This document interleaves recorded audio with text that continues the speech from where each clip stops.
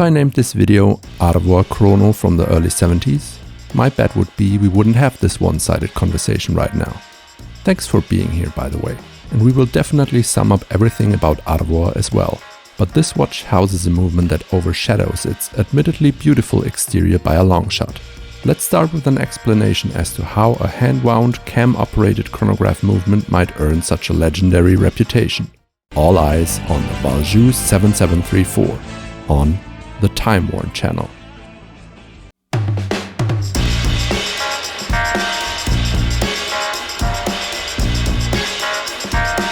Everything about this movement legend starts with Venus or Venus. Surprised? I was as well, even though I've already done a video about Venus movements, which I'll link at the end of this video. I was not aware that the Venus 188, originally designed in 1948, was not only the base for the 7730 series, but it was nearly the exact same movement, slightly adapted, renamed and produced by Valjoux from 1966 to 1969, after they absorbed Venus, which was already considered to be one of the best chronograph manufacturers of the world. How did Venus end up in a position of takeover? They struggled with the change towards the cheaper cam-operated movements like the 188, after being known for their more complex column wheel-operated chronographs, while Valjoux rode the wave to the top since they became part of the large Ebosch SA ASUAG since 1944, which would culminate into the ETA SA under the Swatch roof in the early 80s. As Valjoux adopted Venus's movement and made it their own, they also continued a legacy that started already in the 50s and 60s. An affordable chronograph module to be used by watch brands that are considered giants as well as the smallest of companies, which will ring a bell only for niche collectors, for example. Or be the basis for a company that specialized on producing whole watches with these third-party movements for every jeweler or in fact any brand that wanted to have a watch with their name on it, like Chronograph Suisse. But that's a different story. Wink wink. Back to the Valjoux 7730 series itself. In '69 it forked into the different variants of the manual wound movement, which you might be familiar with. 7733 basically being the same updated 7730 chrono, the 7734 adding the date function, and the 7736 with a 12-hour counter, while the 7737 had a 10-minute regatta countdown. A nice variety to pick from to get your creative case style design out there, and how easy it was can be observed with the 7734 variant. Its base layout is everywhere in early 70s affordable chronographs with extravagant designs. 1969, that rings a bell considering chronographs, right? The year the 7734 was born, so was its ultimate downfall. The quartz movement and also the advancement towards the first mechanical automatic chronographs. Now the latter one left its mark on the manual 7733 as well, as it was upgraded towards the legendary automatic Valjoux 7750 in 1974 to 75. One of the last dead cat bounces before the quartz crisis was in full swing, which also meant the end for the production of the 7730 series in 1978. Luckily, we know that the Valjoux 7750 was meant to survive. It resurfaced and is still relevant today. But the 7734 especially remains in that magical era of vintage watches. And that's what I wish to cherish with this video and watch right here. Since there are so many of them out there, please let me know in the comments which is your favorite 7734 powered chrono.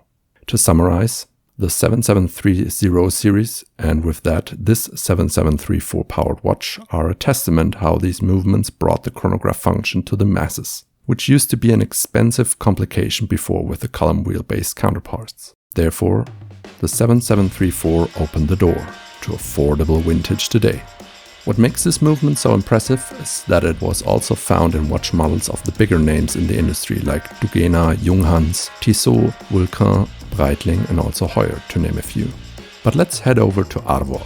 The little bits of history which I could find point towards Nantes in Brittany, France, and the era of watchmaking in between 1948 and 1975. Arvois can be translated from Breton to people of the sea, and the brand was owned and run by Alexandre Ducoudray. Now, Nantes was not known for its watch industry, and Monsieur Ducoudray was not an originally trained watchmaker. So how did this happen? He was an artilleryman during the Second World War, and the way back to civil life wasn't quite easy, to say the least. Therefore, Mr. Ducoudray found his niche with the assembly of watches as demands rose for affordable pieces. He himself traveled across France to find retail partners for his watches. Later on, they housed affordable third-party Swiss movements like Langeron 248 or, of course, this Valjoux 7734. The watch right here comes in a tonneau-shaped, radially brushed steel case with 40mm in diameter and 43mm from lug to lug. Together with the heavily domed acrylic crystal, it measures 14.7mm in height at the thickest point and only 10mm if you leave out the crystal. The case profile is nicely curved to hug the wrist. Interestingly, this combination of case and dial can be found under different brand names as well, like Dufour or Astre. Something that is not surprising for watch brands that focused on the assembly of third-party parts. It has a weight of 99 grams, together with the Flexi bracelet by Speidel USA, which consists of metal links connected with an elastic inlay and without a clasp. A very comfortable alternative to any clasp-based metal bracelet, if sized correctly, and something that needs a comeback in my opinion. The dial features a beautiful blue sunburst with all of the hour markers and numerals set upon the dial. The black Réhaute contains the tachymeter scale, which is not of the best print quality, but it also may suffer a bit from the distortion of the heavily domed acrylic crystal. The bicompact symmetrical layout of two subdials for running seconds and 30-minute counter of the chronograph with the date window right at 6 o'clock deserves a special mention, since this is the typical trait of most 7734 chronographs. Some red accents have been sprinkled in, of course with the red chrono seconds hand, but also on the date.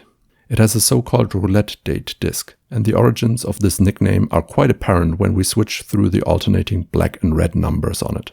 All in all, I jokingly referred to this dial color scheme as inherently French, in according to this watch's origins, of course. On the back, we find a screw-in case back with a bit of information. But let's have a look inside on the main topic of this video, shall we? This never gets old for me. The 7734 features 18,000 amplitudes per hour, which means it ticks 5 times per second. Sits on 17 jewels with an Inca block shock absorber, which you can also identify by its distinct shape above the balance wheel jewel, and it has about 45 hours of power reserve. Underneath the balance wheel we can find the 7734 signage together with the logo of the Valjoux SA. Sometimes this movement was even produced with a moon phase complication. As mentioned, the 7734 contains a cam lever operated chronograph, which effectively was the cheaper alternative to the column wheel chrono. The latter ones were famous for their smooth start into the measurement, while cam lever alternatives usually have a short jump of the chronosecond visible when actuating the chronograph pusher. A minor inaccuracy in my opinion, but the pusher on this watch also features quite some resistance, which sets it apart from the buttery smooth actuation that you usually find with the column wheel chronos. About the price of this watch? As mentioned, Art of War watches were meant to be affordable. And if I would have to put a price tag on this watch, I would put it today in 2022 somewhere around the 300 to 400 euro mark. For Valjoux 7734 powered watches, the prices can vary wildly, solely based on the brand and appeal of the overall watch, as usual. To give you a perspective, prices for 7734 hand-wound watch models can go up to well beyond 2,000 to 3,000 euros. For example, for a Heuer Leonidas chrono or a Breitling Datora. Still a good value for money proposition if you're a fan of hand-wound chronos. Now, the Venus 188 and its far more prominent successor, the Valjoux 7734, opened up a whole new market for mechanical chronographs from the 50s until the late 70s. If you own a manual chrono from that era, chances are you already have one of the 7730 series in your possession. With this video, I wanted to emphasize how affordable vintage watches with renowned movements can be, while also providing you with an ease of mind considering the serviceability due to the widespread availability of parts. For me, this is a love letter not only to this Art of War chronograph, but also to Valjoux movements in general. My watch journey started with a Russian movement based on the 7730 series and a 7750 powered Oris. And I think that these movements allow everyone to tip their toes into the watch world quite easily. If you're interested to learn more about Venus calibers, please have a look at this video about the Venus powered Zima. I hope you enjoyed this video and see you in the next one on the Time Worn channel.